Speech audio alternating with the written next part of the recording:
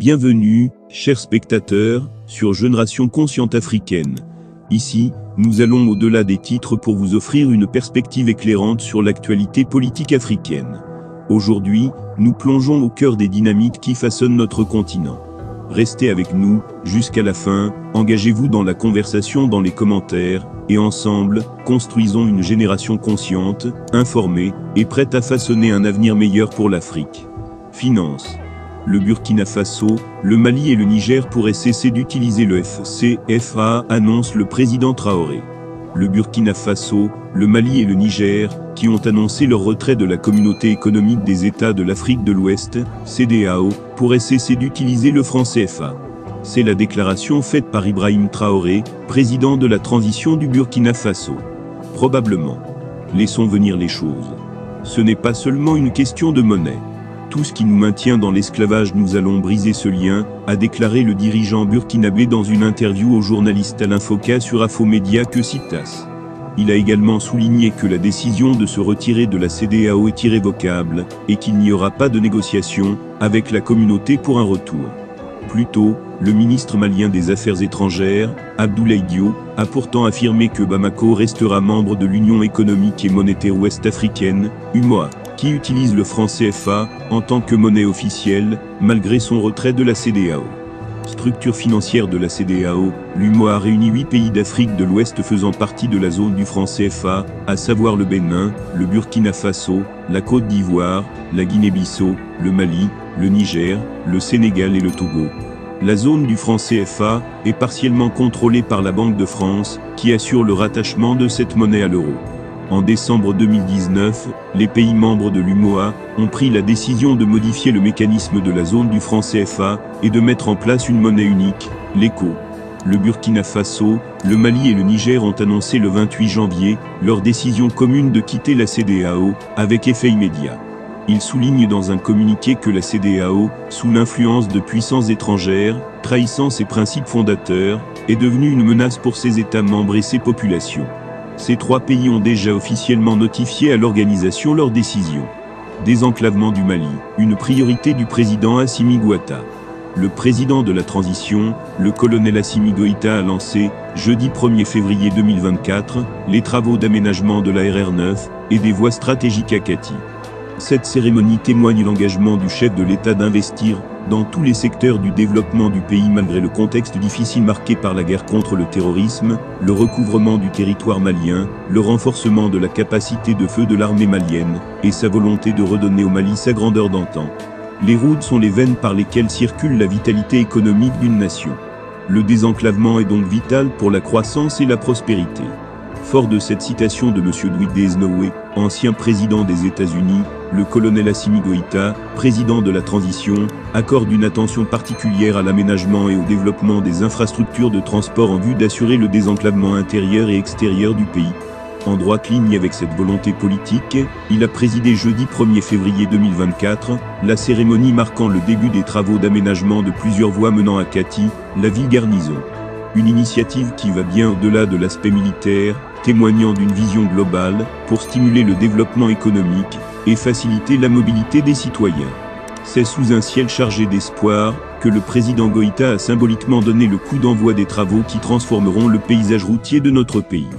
Accompagné du Premier ministre de la Transition, Dr Choguel Kamaïga, de Madame Dambélé Madina Sissoko, ministre des Transports et des Infrastructures, et de plusieurs membres du gouvernement, le chef de l'État a exprimé son engagement ferme envers le développement du pays. Des axes stratégiques de développement. La réalisation de ce projet d'envergure marque un tournant significatif dans la fluidité de la route menant à Bamako.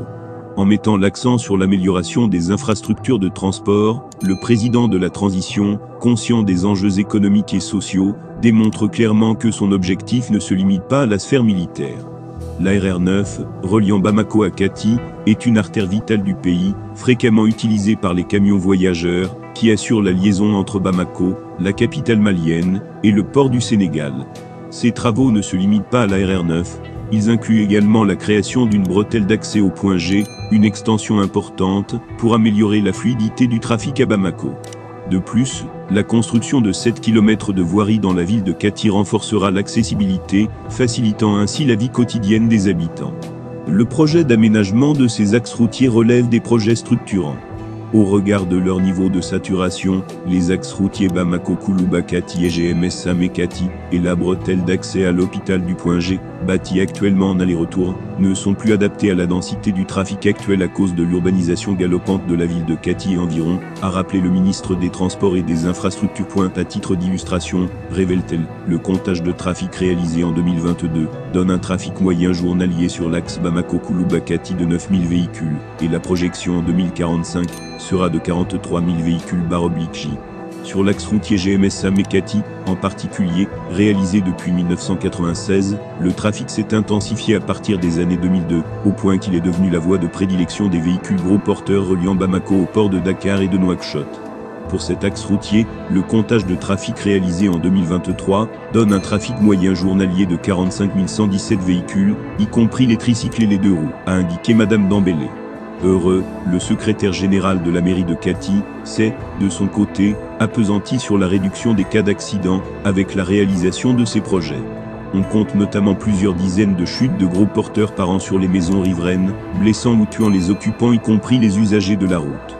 L'élargissement des axes routiers en 2x2 voies relèvera par surcroît les défis de la fluidité de la circulation routière, de la mobilité urbaine et de la sécurité routière, espère-t-il. Des projets bien accueillis par les populations.